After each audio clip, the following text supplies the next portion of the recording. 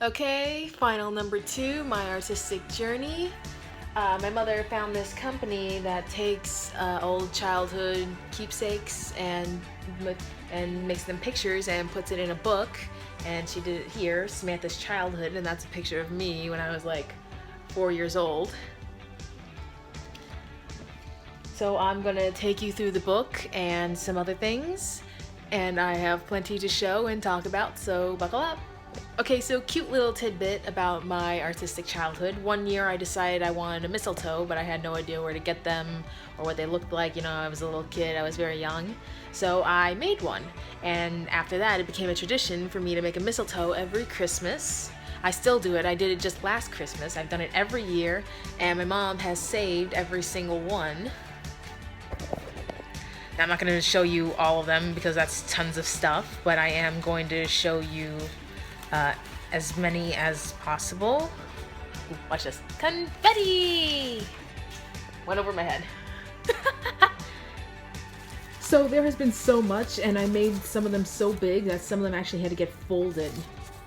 Like this was 2008. I made this when I was 8. It's not very good.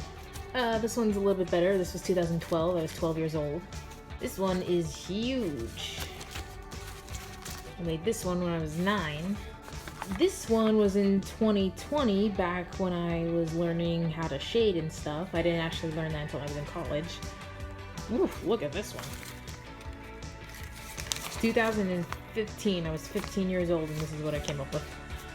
This was my first and only digital mistletoe. I made this on a computer with an old Word art thing from the Word programming.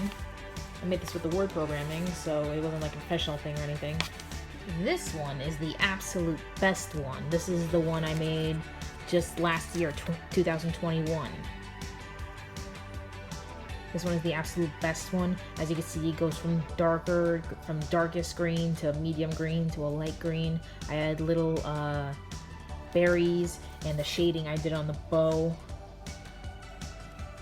I've always had such a hard time with blending, and this is just so great. So here is my childhood keepsakes, Samantha's masterpieces through the years that we love. So this is from when I was a little kid. Like I said once before, I think I think I did.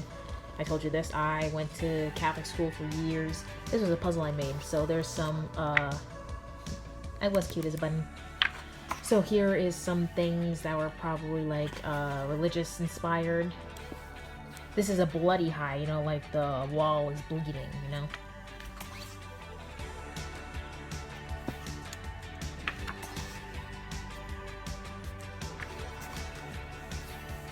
See, I think this is supposed to be a wreath.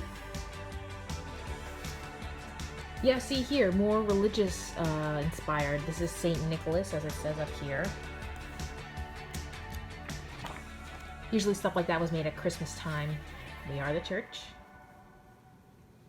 Pumpkins for Halloween. When I was a kid, when I was coloring, it was just, you know, in all different directions just to get it. I don't know how I did that. Look at that. I was a little kid and I was painting my future. I told my mother I loved her a lot in my artwork, and it's true, I did. I loved her then, I love her now. And my dad, don't forget my dad. For some reason I thought that looked like my hair. Looked nothing like my hair.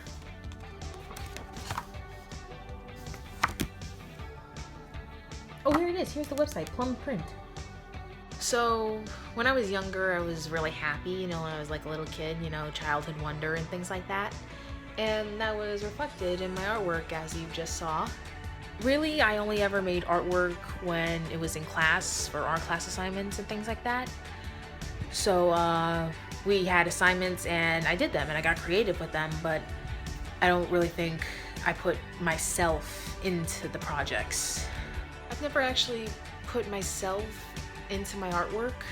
I mean, sometimes I don't really know who I am, and then other times I do.